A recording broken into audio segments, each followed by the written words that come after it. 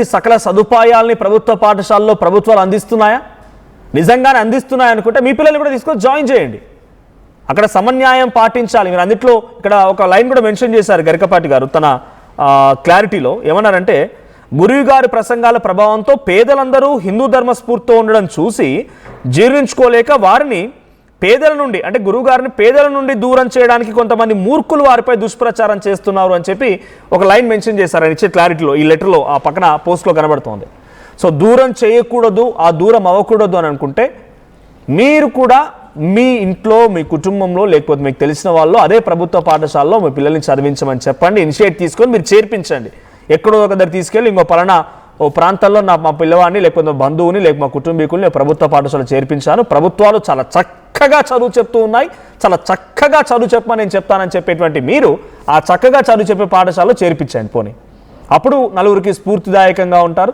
ఇదే పేద వర్గాలు మిమ్మల్ని ఒక మంచి దైవాంబ సంబుద్ధులుగా, లేకపోతే ఒక మంచి ప్రవచనకర్తగా, లేకుంటే నిజంగానే వాళ్ళు మరీ అమితమైన ప్రేమ ఉంటే దేవుడిగా భావిస్తారు. సో మీ యొక్క మాటలు విన్నవారు కానీ, లేకపోతే మంచి మాటలు విన్నవారు కానీ. ప్రభుత్వ పాఠశాల అన్ని సకల సదుపాయాలు ఉన్నాయా? ఒక్కోసారి ఆ ఫుడ్ పాయిజన్ అయిన సంఘటనలు విన్నప్పుడల్లా గుండె కలుక్కోమంటుంది. ఎందుకంటే ఆ ఫుడ్ పాయిజన్ వల్ల ఎవరి ప్రాణాలు ఏమైపోతాయో, ఏం జరిగిపోద్దో, ఎలా ఇబ్బంది పడుతున్నారు పిల్లలు అని చెప్పి ప్రత్యక్షంగా నేను చాలా సందర్భాల్లో నేను కూడా తాండూరులో ఫుడ్ పాయిజన్ ఘటనకు సంబంధించిన విషయంలో కానీ, లేకపోతే మక్తలో జరిగిన ఫుడ్ పాయిజన్ సంఘటన విషయంలో కానీ వెళ్ళి చూసినప్పుడు ఆ పిల్లలంతా బెడ్పై పడుకొని కాళ్ళు గిలగిలా కొట్టుకుంటుంటే ఆ బాధ ఎవరికి తెలుసా? ఆ తల్లిదండ్రులు తెలుస్తుంది. పోయి చూసి వచ్చినటువంటి కొద్దో గొప్ప మాకు చూసాం కాబట్టి ఆ బాధ కనిపిస్తుంది. కానీ ఎక్కడో ఉండిపోయి అక్కడ ఏం జరిగిన విషయాలు తెలియక, దాని గురించి అవగాహన లేక, దాని గురించి తెలియక తప్పుడు మాటలు అంటే ఇక్కడ ఆయన గరికపాటి తప్పు మాట్లాడారు అని అంటే ఆయన తప్పుని మాట్లాడలేదు, వక్రీకరించారని చెప్తున్నారు. ఇఫ్ ఎట్ ఆల్ తన ఐడియా కనుక ఇదే అయి ఉంటే మీరు తప్పుగా మాట్లాడారని చెప్పగలుగుతాం. లేదు ఇంకెవరైనా ఇలాంటి ఆలోచనతో ఉన్నా, ఇంకా ఈ రకమైన ఆలోచనతో, మూర్ఖత్వమైన ఆలోచనతో ఉన్నా కూడా మీరు ఆలోచన విలపించుకోండి. కేవలం పౌష్టికాహారం, సమన్యాయం, సామాజిక బాధ్యత అనే అంశాలతోనే ప్రభుత్వ పాఠశాలలో ఉచిత విద్య అనేది కానీ, పుస్తకాలు అందించడం అనేది కానీ అది ఓ గైడ్ లైన్స్గా ప్రభుత్వాలు పెట్టుకున్నాయి. అందరికీ సమానంగా ఉండాలి, విద్య నుంచి దూరం అవ్వకూడదు అనే ఒక ఆలోచనతో. మా ప్రతినిధి మధు చెప్తున్నట్టుగా స్కాలర్షిప్లు లేక అబ్బాయి అంటే తల్లిదండ్రులకి కొంత రేపటి రోజున కుటుంబాన్ని ఈదాలనో, కష్టపడాలనో, బయటికి తిరగాలనో, ఉద్యోగం సద్యోగం చేయాలని చెప్పి అప్పులు చేసి చదివించే వాళ్ళు ఉన్నారు. కానీ అబ్బాయిలకి పాపం అమ్మాయిలు అయితే రేపటి రోజున ఒక తండ్రి చేతిలో పెడతాం, ఒక ఇంటికి ఇస్తాం కానీ అని చెప్పి తల్లిదండ్రులు ఆలోచనతో ఉన్నారు కొంతమంది నిరుపేదలు ఉన్నటువంటి వాళ్ళు.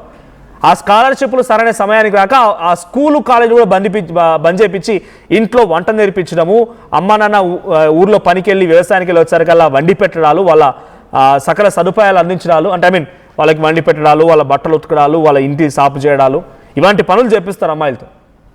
కానీ మీరేమంటున్నారంటే ప్రభుత్వ పాఠశాల సకల సదుపాయాలు ఏకంగా శోభనానికి వెళ్ళేటువంటి పెళ్లి కొడుకు మాదిరిగా పిల్లలు ఉన్నారని చెప్తున్నారు. ఇది నిజంగా మీకు తెలిసి అంటున్నారు, తెలియక అంటున్నారు తెలియదు, కానీ అలాంటి ఆలోచన విరమించుకోండి. సో మీ అభిప్రాయం ఏంటి? ప్రభుత్వ పాఠశాలలో గరికపాటిగా చెప్తుండే అన్ని సదుపాయాలు ఉన్నాయా? ఈ సదుపాయాలు తప్పనే వారికి మీరేం సమాధానం చెప్తారో కామెంట్ చేయండి. ఒకసారి మళ్ళీ గరికపాటి ఏం మాట్లాడారో చూద్దాం. పైగా అందులో బల్లి పడింది, పిల్లి పడింది, పడదా? ఆ వండి పెట్టే వాళ్ళకి డబ్బులు ఉండవు. ఎక్కడి నుంచి ఇస్తారు? ఎంతమందికి ఇస్తారమ్మా? ధార పోస్తారు ప్రభుత్వం వాళ్ళు. ఎక్కడి నుంచి ఉన్నాయి డబ్బులు? ఇక్కడ నీ డబ్బులు పెట్టి నువ్వు చదువుకో, నీ అన్నం నువ్వు తిను, నీ బట్టలు నువ్వు కట్టుకో, నీకు ఇష్టమైతే చదువు. ప్రభుత్వం పని ఏమిటంటే ఉభయ తెలుగు రాష్ట్రాల పెద్దలందరూ వింటారు నా కెమెరా ద్వారా కాబట్టి చెబుతున్నా, ప్రభుత్వం కర్తవ్యం బాగా చదువు చెప్పడం తప్ప పుస్తకాలు ఇవ్వడం, బట్టలు కుట్టించడం, అన్నం పెట్టడం కాదండి.